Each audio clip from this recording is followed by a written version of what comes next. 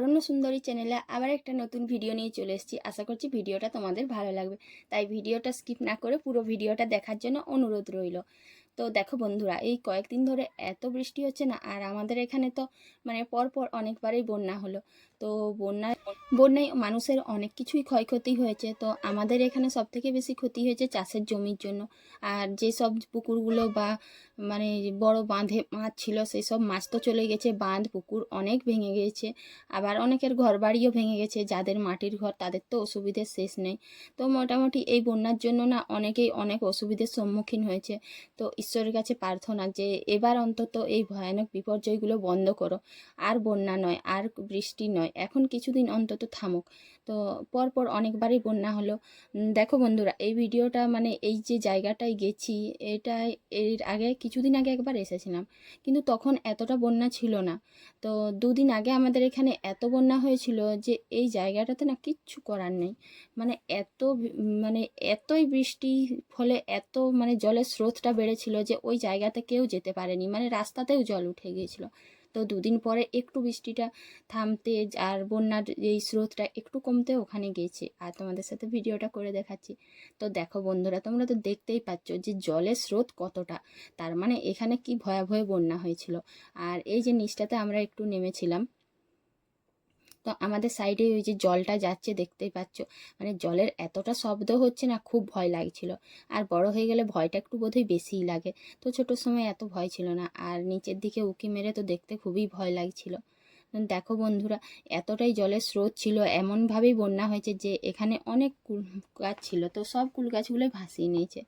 আর এই বন্যা দেখতে এসে একে দেখলাম, এই কুকুরটা শুধু এখানে সেখানে গন্ধ শুকে কী যে খাচ্ছে কে জানে বাবা, কি খাবার পাচ্ছে জানা নেই।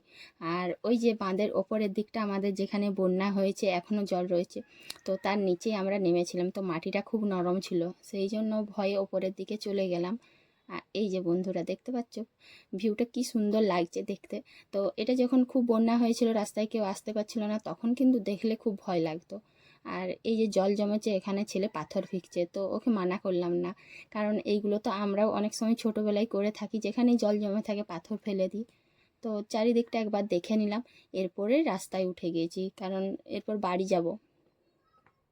বাড়ি কি যাব, এদিকে ছেলে আর তার বাবা দুজনেই কাশফুল তুলতে বসে গিয়েছে। তো ওরা মানে ছেলের বক্তৃতায় যে আমি যে করে একটা ফুলদানি বানাবো, তারপর ওটার মধ্যে এই ফুলগুলো রাখবো, তাই তারা বাপ ছেলে মিলে কাশফুল তুললো। আর আমি এদিকে কাশফুলগুলো দেখছিলাম, তখন দেখছি ওরা এরপর আসছে, মানে ওদের এতক্ষণে মন পূরণ হলো কাশফুল তুলে, আর কাশফুলগুলো আমার সামনে দিয়ে নিয়ে চলে যাচ্ছে।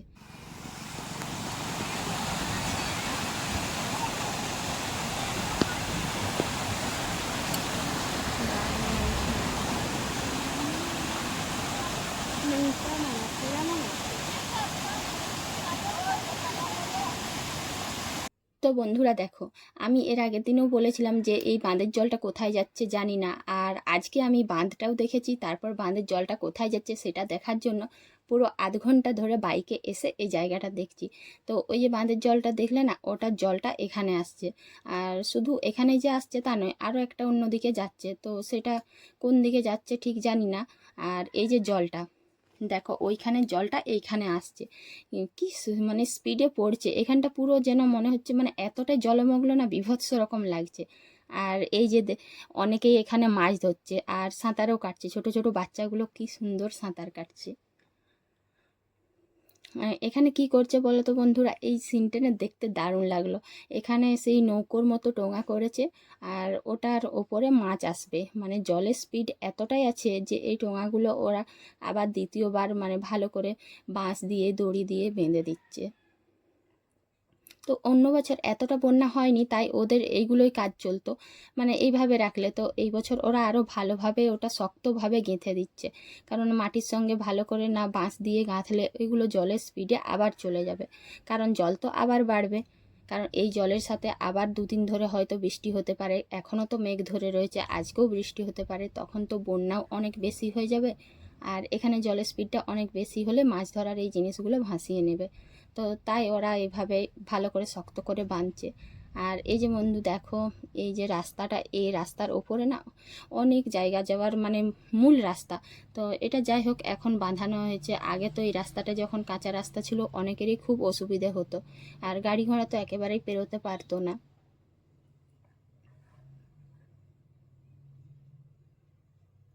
তো ছোট বড় অনেকেই রয়েছে, প্রায় 5-6 জন মিলে এই টোঙাগুলোকে ভালো করে শক্ত করে বেঁধে নিচ্ছে, যাতে পরবর্তীতে বৃষ্টি হলে মাছগুলো না চলে যেতে পারে অন্যদিকে, বা যাতে না ভাসিয়ে নেয়। আর ওইদিকে দেখো বন্ধুরা, একজন সাঁতার কাটছে, ও স্নান করছিল, আর স্নান করে সাবান টাবান মেখে এখন নেমেছে সাঁতার কাটতে। কি সুন্দর এইটুকু মাথাটা দেখা যাচ্ছে। এত স্পিডের মধ্যেও জলের যে এত স্রোত, এই স্রোতের মধ্যেও কিভাবে সাঁতার কাটছে, মানে কোনো শিক্ষা থাকলে না সব জায়গায় পারা যায়। এটাই তার প্রমাণ, কারণ সাঁতার জানে বলেই এত জলের মধ্যে কি সুন্দরভাবে চলে আসছে। আর এখানে যারা সাঁতার জানতো না তারাই হয়তো ডুবে যেত। তো দেখো বন্ধুরা কি সুন্দর সাঁতার কেটে কেটে এইখানে চলে আসছে। আবার ছোট বাচ্চাগুলো কি সুন্দর মজা করে সাঁতার কাটছে। সত্যি এই অপূর্ব সুন্দর দৃশ্যগুলো না দারুণ লাগে। হয়তো যারা সাঁতার জানে না তাদের কাছে ভয়ের ব্যাপার, কিন্তু যারা সাঁতার জানে এই ছোট্ট ছোট্ট বাচ্চাগুলো, এদের কাছে ভীষণই আনন্দের, খুবই আনন্দের। আমারও তো ইচ্ছে করছে যেন এখানেই জলে ঝাঁপ দিয়ে সাঁতার কাটতে থাকি, কিন্তু এটা তো আর হবার না। মানে এটা অনেকটা দূরে চলে এসেছি আমরা। তো তোমাদের সাথে ভিডিওটা শেয়ার করার ইচ্ছে ছিল, কারণ এই জলটা কোথায় যায় এটা আমিও জানতাম না, আর আজকে আমি দেখলাম তোমাদের সাথে শেয়ার করলাম।